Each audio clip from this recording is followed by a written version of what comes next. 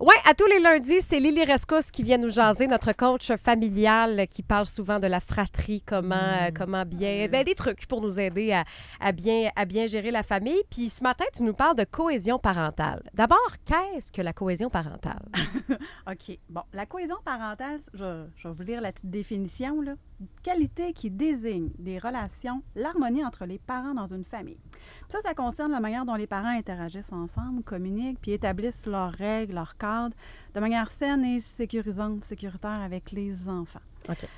Donc là, pourquoi c'est important? Bien, justement parce que ça crée cet environnement-là sécuritaire, sécurisant. Fait que quand on n'est pas sur la même longueur d'onde, qu'on n'a pas la même ligne directrice... Ça arrive, ça? Oui. Ça arrive. Oui, régulièrement. Puis tu sais, quand je rencontre mes familles, on le voit beaucoup, là, il y en a un qui va être plus dans l'autorité des fois, puis l'autre plus dans le laisser-aller. Le parent cool. Le parent cool. Puis souvent, c'est le parent qui a peur que leur enfant les aime plus. Ah ouais? Ouais. Oui. Mais là, rassure-moi, mettons, la cohésion parentale, ça veut pas dire à chaque fois qu'il y a une mini-décision à prendre d'aller voir l'autre parent pour lui dire « T'es-tu d'accord si on va manger du McDo ce midi? » Non, OK, parfait. On va pas à cet extrême-là. Ben, on est souvent dans des décisions, j'imagine, aussi un peu plus concrètes. mais c'est au niveau de l'éducation, Ouais, exactement. souvent. Ouais. Et Puis là, comment on va intervenir? C'est plus là-dedans. c'est quoi les défis là, par rapport à la cohésion parentale? Bien, c'est souvent au niveau de la communication, d'entrer en relation avec l'autre sans toujours rentrer dans les accusations ou les reproches. Ne pas intervenir sur l'autre, puis ça, c'est pas toujours évident. À moins, tu sais, qu'il y ait danger ou sécurité pour les enfants. Là. L'autre, il va garocher une taloche. Fait « peut-être pas une bonne idée, mon ami. » Ou, tu sais, le parent va tomber vraiment en hyper-vigilance ou il va être pris dans son anxiété, dans son émotion, puis là, il déverse là, sa colère. Il déverse sa colère sur les enfants. Fait que dans ce temps-là, on arrête l'autre personne. Est-ce que tu vois souvent mettons, un couple de parents, là, mettons, homme-femme, la blonde prendre son chum un peu pour un autre enfant de la famille? Ça se peut-tu, ça? Oui, ça peut arriver qu'on Ça, materne. c'est ça, c'est un défi, ça, qui peut nuire à la cohésion. Là. Oui, c'en est un défi. Puis il y a au niveau de la santé mentale aussi, ou de la santé physique chez l'autre personne. Santé mentale, je vais en avoir beaucoup, tu sais, qui peut avoir un problème d'alcool, de drogue, mais un problème de dépression, dépression postpartum. Souvent, on n'est plus tout nous-mêmes, donc on a besoin d'aide, on a besoin d'aller consulter. Puis souvent, bien, ça peut être des enjeux puis des défis parce que l'autre personne se retrouve avec toute la charge au niveau de l'éducation, au niveau de la to-do list, là, notre charge mentale devient plus grande. Donc, c'est un grand défi là, au niveau des parents. Puis c'est parce que c'est les enfants qui se retrouvent au travers de tout ça. Puis dans leur petite éponge, là, ils sont pas capables de prendre tout ça. Ils comprennent pas qu'est-ce qui se passe. Ça crée beaucoup d'insécurité chez nos cocos, voire même de l'anxiété. Puis, ce que ça fait, c'est que ça nous amène des comportements désagréables. Donc, les enfants vont être dans la surexcitation, ils vont complètement se désorganiser, des cris, des pleurs, des insultes, l'impolitesse, parce que nous, en tant que parents, on ne sera pas l'adulte solide et confiant dont l'enfant a besoin pour se sentir bien. Fait que tout le monde devient déséquilibré un peu. Oui. Bien, c'est le manque de prévisibilité, en fait, aussi, là. Ce qui peut affecter la cohésion parentale, les grands changements.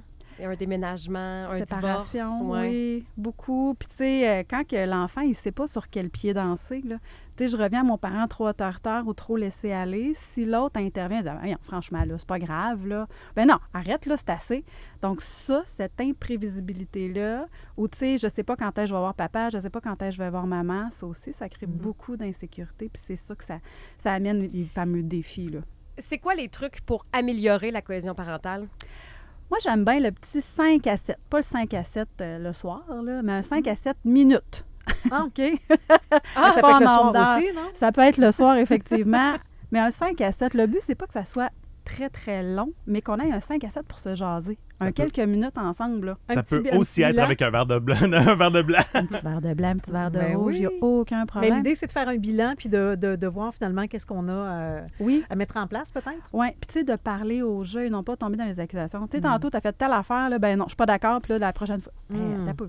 Je me suis sentie, je sais pas, frustrée, je me suis sentie pas bien quand tu as fait telle chose. Comment on pourrait faire ça, pour se rejoindre l'un et l'autre? Parce que dans les défis, au niveau des valeurs, ça vient nous toucher personnellement dans nos valeurs, dans notre bagage. Fait que des fois, c'est difficile de ne pas pogner les nerfs ou de ne pas être, d'accuser l'autre. C'est pour ça qu'il ne faut pas accumuler, j'imagine. Oui. Fait que le 5 à 7 est bien important. Il est bien important. Les signes que ça va bien dans une cohésion parentale?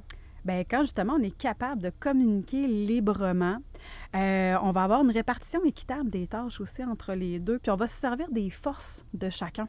Donc, tu sais, toi, tu es bon là-dedans, OK, prends ça en charge, moi, je vais m'occuper de l'autre partie. Donc, de trouver c'est quoi nos forces à chacun. Puis des fois, c'est de les nommer à l'autre parce qu'il n'en est pas toujours conscient non plus. Puis ça nous aide dans notre communication puis à renforcer le lien entre les parents aussi. Le faire, hey, toi, t'es bon là-dedans. Tu sais, toi, le côté imaginaire, côté jeu, t'es solide. Là. Oui, de reconnaître ses forces et ses faiblesses aussi. Oui, on a tous des défis à travailler, mais c'est de les mettre ensemble pour faire vraiment... Moi, la cohésion parentale, j'appelle ça le travail d'équipe. Donc, on est une équipe, on s'entraide, on s'écoute, on se respecte mutuellement. Puis ça, bien, ça vaut pour les parents, mais ça vaut parents-enfants aussi. Là. On les implique là-dedans. Moi, j'avais toujours l'analogie, parce que mes enfants, moi, c'était le basket. Fait que, OK, toi, t'as quelle position au basket? OK. Fait que là, toi, si t'es pas là, qu'est-ce qui arrive? Ouais, OK. Donc, on est un travail d'équipe. Voilà. Quand il y a un membre qui n'est pas là, bien, OK, il faut combler, il faut travailler ensemble. C'est ça. Bien, merci beaucoup, Lily Rescousse. On peut toujours télécharger ton outil sur le conflit, sur la gestion des chicanes dans la fratrie sur lrcoachingfamilial.ca. Oui, c'est gratuit. Puis, vous pouvez vous inscrire au webinaire là, qui a lieu mercredi, le 25 à 18h30. Et on peut te suivre sur les réseaux sociaux sous le nom de Lily Rescousse. Yes. On se dit à la semaine prochaine. Hey, yes. Bonne Salut. journée. Bye.